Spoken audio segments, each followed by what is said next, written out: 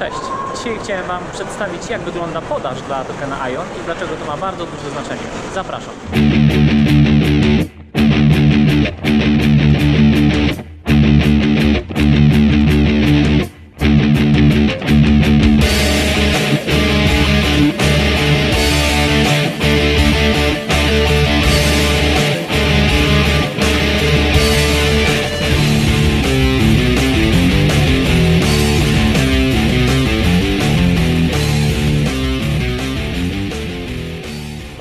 Na wstępie oczywiście chciałem dodać, że to, co tutaj usłyszycie, nie jest poradą inwestycyjną. Mimo że dzisiaj będę mówił dużo więcej o finansach, o ekonomii, o podaży, o cenach, no to przyglądam się ION-owi, bo próbuję zrozumieć, jak może się kształtować oczywiście ich cena i wartość tego projektu na przestrzeni następnych lat. Interesuje mnie to, natomiast róbcie swój rekonesans i zadajcie sobie przede wszystkim pytanie, czy Wasze doświadczenie jest na tyle duże i mocne, że zainwestowalibyście w startup. A jeżeli tak, to czy zrobilibyście to od tak, czy jakieś rozpoznanie większe byście zrobili. Tak należy patrzeć na wszelkie inwestycje w dowolną kryptowalutę, moim zdaniem oczywiście. Zapraszam na ten odcinek. Będzie dużo liczb.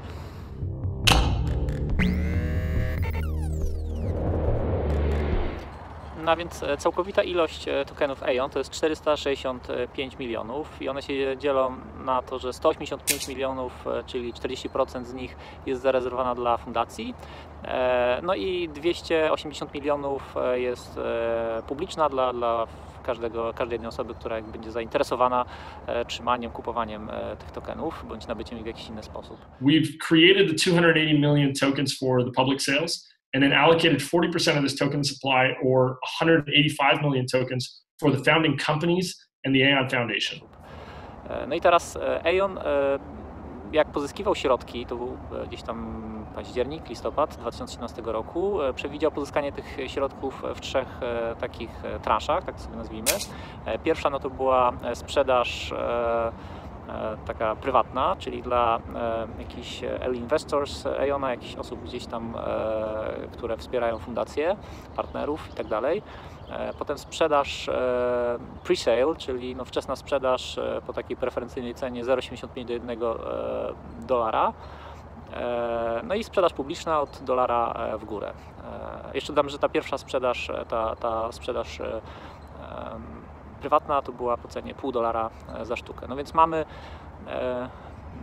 mniej więcej taki rozkład, że 30 milionów było zarezerwowanych do sprzedaży private sale, 17 milionów pre-sale, no i reszta 233 miliony była zarezerwowana do sprzedaży publicznej, ale tu gwiazdka, zaraz powiem o co chodzi.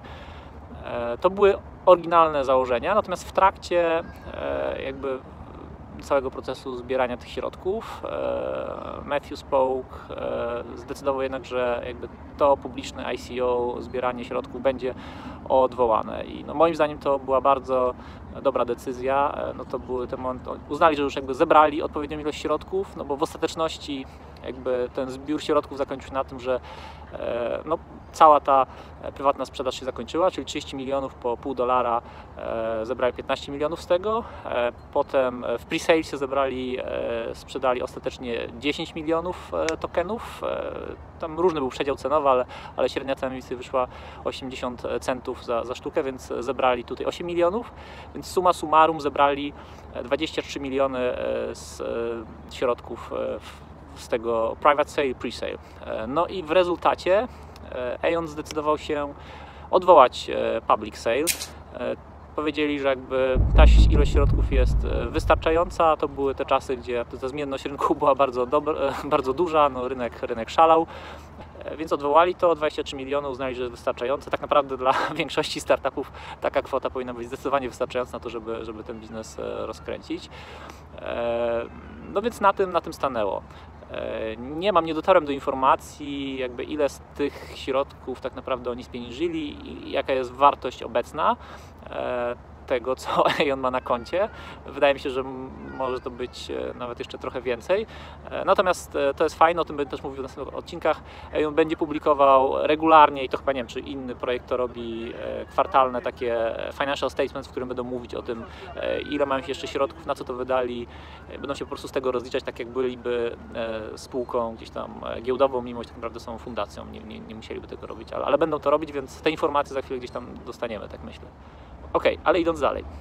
W oryginalnym założeniu już tej dystrybucji tych tokenów było, że te niesprzedane tokeny zostaną rozdystrybuowane do tych osób, które uczestniczyły w private sale, w pre-sale.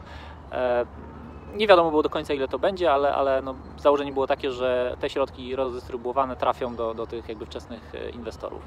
No i teraz z tego, jak tutaj widzicie, to zostało 240 milionów ostatecznie tych tokenów, które nie zostały rozdystrybuowane i to jest ten tak zwany TRS bonus, czyli taki bonus, który Aion zdecydował się wypłacać regularnie na przestrzeni roku do wszystkich osób, które jakby wcześniej zainwestowały w ich coiny. No i to jest na przestrzeni roku raz na miesiąc, począwszy od grudnia 2017 roku do końca, czy tak do połowy listopada 2018 roku, czyli do tego roku.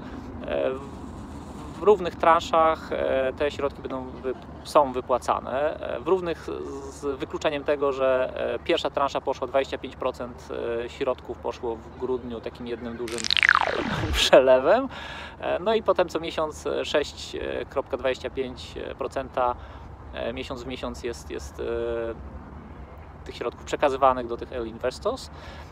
No i teraz to jest bardzo ważna informacja, to znaczy Aion zdecydował się na coś takiego, gdyż no, chciał w jakiś sposób też wynagrodzić te osoby, które jakby wcześniej zainwestowały w Aiona, ale też zmotywować ich do tego, żeby jakby trzymali te coiny, tak? No bo te osoby, które zdecydowały się uczestniczyć w tym TRS-ie, wysyłały te środki na smart contract, no i te środki jakby są zalokowane przez cały okres tego roku, no i w rezultacie te osoby miesiąc w miesiąc dostają na początku te 25% w grudniu, a potem w kolejnych miesiącach po 6% jest im wypłacane. To powoduje, że ci wcześniej inwestorzy są zmotywowani do tego, żeby trzymać, żeby obserwować też, co się dzieje z projektem i go jakoś tam też wspierać, bo jak sobie za chwilę zobaczycie, no to summa summarum po roku całkiem pokaźny ten bonus się zbierze. No ale z drugiej strony to na tą chwilę przez ten rok, czyli od grudnia do końca listopada, no powoduje, że mamy tak naprawdę no bardzo dużą inflację na Aionie. Tak? Teraz co ważne też, no to te 240 milionów tokenów, które jest w tym TRS-ie, to zostało podzielone równo i to też zgodnie z oryginalnymi założeniami. Połowa tego idzie do coin holders, a połowa do fundacji Aion.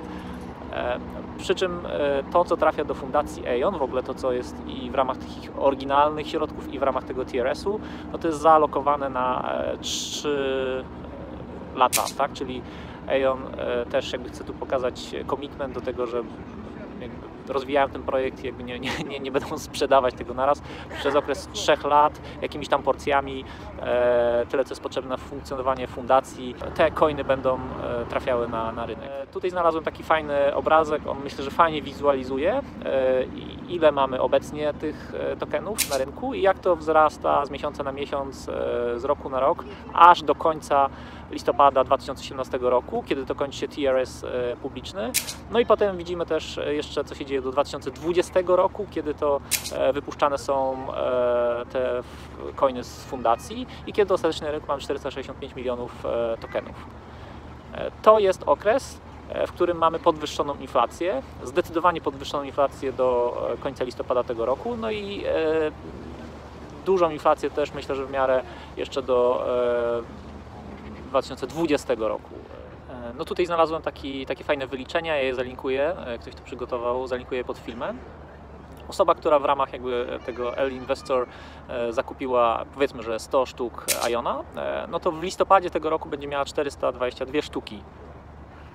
Bez dokładania ani grosza, tak? Czyli zakładając, że ta średnia cena z października, kiedy to te środki były zbierane, no była powiedzmy $0,8, więc powiedzmy, że to jest jakaś tam cena referencyjna dla Aiona. no to należy ją podzielić przez 4,22, tak, czyli to powiedzmy, że taka realna wartość, powiedzmy, coina Aiona, jeżeli by wziąć tą wartość referencyjną i założyć od tego czasu Aion się nic nie rozwinął, co nie jest właściwym założeniem, to jest 0,8 podzielić na 4, czyli $0,02. No i to powoduje, że tak naprawdę cena Aiona jest, tego coina Aion jest mocno zaniżana. To się będzie z czasem zmieniało, to myślę, że należy obserwować, co się będzie działo w listopadzie tego roku, jak zakończy się ten TRS publiczny. No i potem na przestrzeni kolejnych 2 lat, aż do listopada 2020 roku, a jak się zakończy wypłacanie tych środków z fundacji, i zarówno tych oryginalnie przewidzianych, jak i tych przewidzianych w ramach TRS. No i teraz też jakby słowo komentarza. Nie przerażajmy się tym, że Aion Foundation ma tyle tych środków, no bo to nie jest tak, że to będzie tylko dla benefitu osób, które gdzieś tam założyły tą fundację. Są środki ogólnie potrzebne oczywiście na funkcjonowanie fundacji, ale na rozwój partnerstw, na rozwój projektów, które będą budowane, dofinansowywanie różnych właśnie i open source'owych działań, więc no to jest, jakby nie patrzeć, dosyć znaczący budżet, którym Fundacja Aion operuje, na to, żeby no gdzieś tam tą adopcję tego rozwiązania szerzyć. No i to myślę, że jest bardzo fajne. W tym momencie około 10 milionów tokenów Aion jest wypuszczanych miesiąc w miesiąc w ramach tej części publicznej. To się będzie, jakby ostatnia transza pójdzie 9 listopada. No i 8,4 miliona jest wypuszczane, jakby dodatkowa podaż w ramach tych transz Aion Foundation, i to będzie szło do listopada 2020 roku. Dodatkowo jeszcze jest 1% nagroda dla górników za zabezpieczanie, za zakopanie w ramach tej sieci. No i to, jeżeli dobrze zrozumiałem, to się jakby dodaje jako dodatkowa podaż on top każdego miesiąca w tej chwili. No i po 2020 roku tych informacji nie znalazłem, ale wydaje mi się, że to będzie utrzymane. Czyli wtedy powinniśmy mieć 465 milionów coinów już na rynku i roczną inflację na poziomie 1%, która właśnie będzie stanowiła nagrody dla górników. Jeżeli gdzieś się doszukaliście informacji, czy to są dobre założenia, czy nie, to proszę skomentujcie. Jeżeli chodzi o tą 1% inflację związaną z górnikami, wydaje mi się, że tak. Ja jeszcze w międzyczasie pewnie dopytam kogoś z Aiona, jak to wygląda. Natomiast no, taka 1% inflacja wydaje mi się, że jest zdrowa, ona jakby sprawia, że moneta jest w obiegu, tak? To znaczy każda inflacja na jakimś tam zdrowym poziomie jest korzystna. No i teraz podsumowując, co wydaje mi się, że chciałbym, żebyście zapamiętali z tego odcinka, no to jest tak, że w tej chwili mamy około 230 milionów Aionów w obiegu. Ich ilość będzie rosła do końca listopada do 260 milionów, a na koniec 2020 roku będziemy mieć 465 milionów. Early investors to osoby, które kupowały gdzieś tam na etapie listopada, grudnia 2017 roku, kupowali Aiony po cenie $0,5, co kupili najkorzystniej, do dolara ci, co kupowali trochę mniej korzystniej.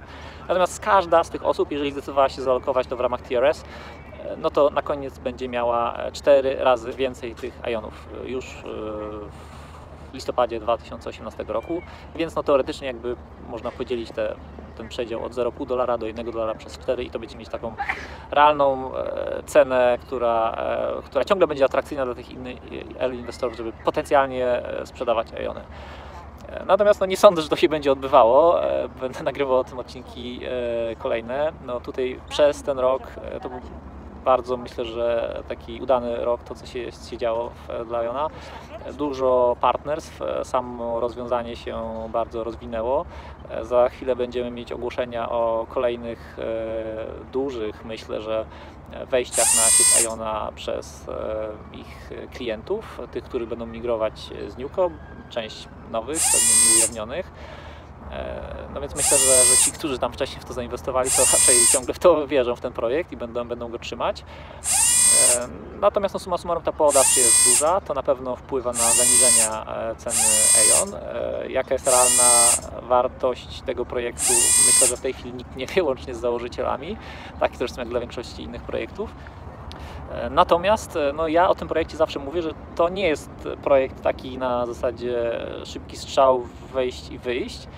No, to jest jeden z takich długoterminowych projektów. Jeżeli wierzycie w to, że blockchainy powinny ze sobą rozmawiać i że będzie ktoś taki jak ION potrzebny do tego, żeby to umożliwić i pomóc zarówno w skalowalności, jak i właśnie w komunikacji blockchainów, no to obserwujcie, co się dzieje z tym projektem. Patrzcie, co Matthew Spoke, Kesem Frank i cała ekipa partnerów wokół tej fundacji robi z tym projektem na przestrzeni następnego roku, 2, 3, 5, 10 lat, bo to jest długofalowy projekt. No i teraz czemu w ogóle to jest interesujące, przynajmniej dla mnie to jest interesujące. No ja patrzę na ten token IONa jako na taką realną monetę, którą za chwilę na tej sieci będzie można płacić za różne operacje. Tak? To osoby, firmy, userzy będą posługiwać się tą monetą za to, żeby nie wiem, przesyłać informacje, deployować aplikacje i tak dalej. O tym nagram kolejny odcinek. No więc istotne jest, ile jest takich coinów, jaka jest ich podaż, no bo to będzie kształtowało cenę z jednej strony. Z drugiej strony oczywiście tą cenę będzie kształtowało jakby cały ruch na sieci, ile będzie takich osób, które będą chciały nabyć tą monetę, żeby nią opłacać różne operacje na sieci, więc te dwie strony równania w długiej perspektywie czasu wykreują jakąś tam, myślę, że w miarę ustabilizowaną wartość tego coina. Na jakim to będzie poziomie? Nie mam pojęcia.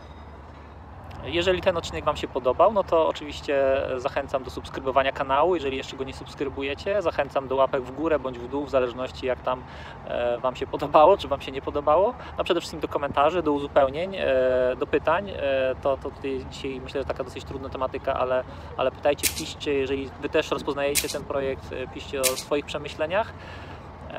Ja będę dogrywał kolejne odcinki w ramach, jak będę robił dalsze rozpoznanie. No i co? No i do usłyszenia następnym razem. Pozdrawiam.